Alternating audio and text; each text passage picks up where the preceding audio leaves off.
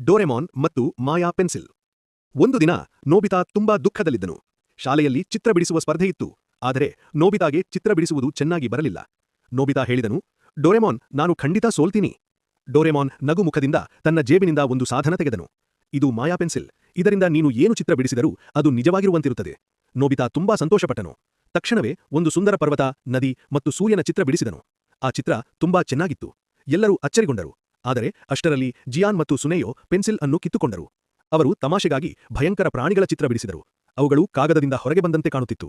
ಎಲ್ಲರೂ ಭಯಪಟ್ಟು ಓಡಿದರು. ಅಂದು ನೋಬಿತಾ ಧೈರ್ಯ ತೋರಿದನು ಮತ್ತು ಹೇಳಿದನು, ಇದು ನಮ್ಮ ತಪ್ಪು, ಇದನ್ನು ನಾವು ಸರಿಪಡಿಸಬೇಕು.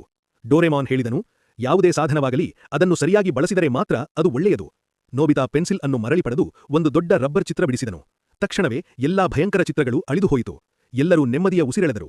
ಸ್ಪರ್ಧೆಯಲ್ಲಿ ನೋಬಿತಾಗೆ ಮೊದಲ ಬಹುಮಾನ ಸಿಗಲಿಲ್ಲ. ಆದರೆ ಶಿಕ್ಷಕರು ಹೇಳಿದರು, ಪ್ರಾಮಾಣಿಕತೆ ಮತ್ತು ಧೈರ್ಯವೇ ನಿಜವಾದ ಗೆಲುವು.